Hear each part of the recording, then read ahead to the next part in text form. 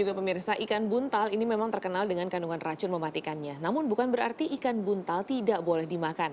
Agar terhindar dari racun, memasak ikan buntal tidak boleh sembarangan dan hanya dilakukan oleh chef ahli. Ya, selain ikan buntal, ada beberapa ikan lain yang juga mengandung racun mematikan. Mengapa ikan bisa beracun, lalu bagaimana cara mengenali ciri-ciri ikan beracun? Berikut laporan khas redaksi. Di dunia kuliner internasional, ikan buntal atau ikan fugu termasuk salah satu hidangan ekstrim karena ancaman bahaya di balik kelezatannya. Ikan buntal dikenal memiliki kandungan racun bening mematikan yang dinamakan tetrodotoksin. Tetrodotoksin akan bereaksi pada korbannya hanya dalam kurang dari setengah jam. Gejala keracunan tetrodotoksin diawali dengan rasa mual, muntah, mati rasa dalam rongga mulut, diikuti dengan gangguan fungsi syaraf. Lalu terjadi kelumpuhan dan kematian akibat sulit bernafas dan serangan jantung. Ikan buntal harus diolah oleh tangan-tangan terampil chef khusus yang menguasai dengan baik cara-cara menaklukkan racunnya.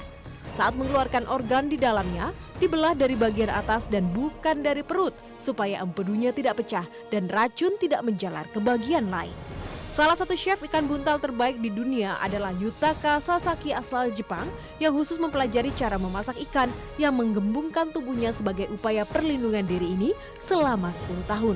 Di kalangan pecinta kuliner ekstrim dunia, ikan buntal termasuk hidangan mewah meski menyimpan sejuta bahaya.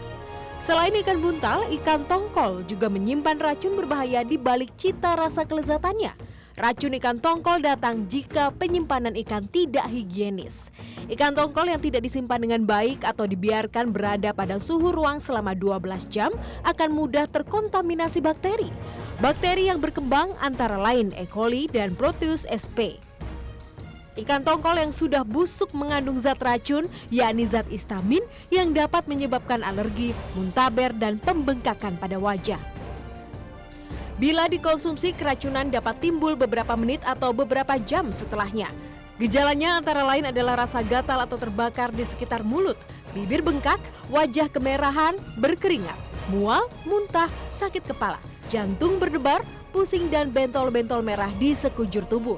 Sebaiknya ikan tongkol atau ikan laut lainnya disimpan dalam ruang pendingin sejak ditangkap hingga dimasak. Ikan harus dibersihkan dengan membuang isi perutnya sebelum disimpan dalam ruang pendingin. Ikan tongkol dengan ciri mata merah dan insang sudah berbau adalah ikan yang tidak layak konsumsi dan mengandung racun. Selain cara penyimpanannya salah, racun pada ikan juga bisa disebabkan lantaran habitatnya yang tercemar. Kasus laut yang terkontaminasi terjadi pada Februari tahun lalu di Pantai Ancol, Jakarta Utara. Bahkan saking tingginya polutan di Pantai Ancol, ikan mati massal. Diduga kematian ikan diakibatkan oleh meledaknya populasi fitoplankton serta meningkatnya kadar fosfat dan nitrat. Berdasarkan sampel yang diambil Lembaga Ilmu Pengetahuan Indonesia, jumlah fitoplankton yang ditemukan mencapai 1 hingga 2 juta sel per liter air. Jumlahnya yang masif membuat kadar oksigen di air laut turun drastis. Jika normalnya 4-5 mg per liter, pada saat itu hanya tersedia 0,765 mg per liter. Cuaca ekstrim juga bisa memicu perubahan kondisi air laut baik di dasar maupun di permukaan. Limbah masyarakat maupun industri yang terbawa dari 13 aliran sungai seluruhnya mengendap di Teluk Jakarta. Pada saat itu, air hujan mengalir deras dari daratan, seluruh endapan yang mengandung limbah serta gas terangkat ke permukaan. Tentunya ikan yang telah tercemar polutan akan berbahaya jika dikonsumsi. Apabila ikan terlanjur dikonsumsi dan muncul gejala keracunan, penanganan pertamanya adalah dengan memberikan penawar seperti susu. Susu bisa merangsang mual dan muntah agar makanan dan zat beracun keluar dari tubuh.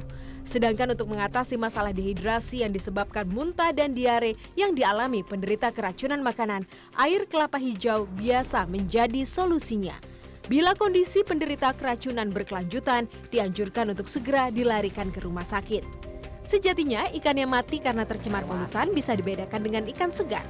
Di antaranya, ikan segar jika ditekan dagingnya masih kenyal. Selain itu, mata ikan jernih, sisik masih utuh, dan bau ikan segar bukan bau busuk. Insang ikan segar juga masih berwarna kemerahan. Tim Liputan Trans 7.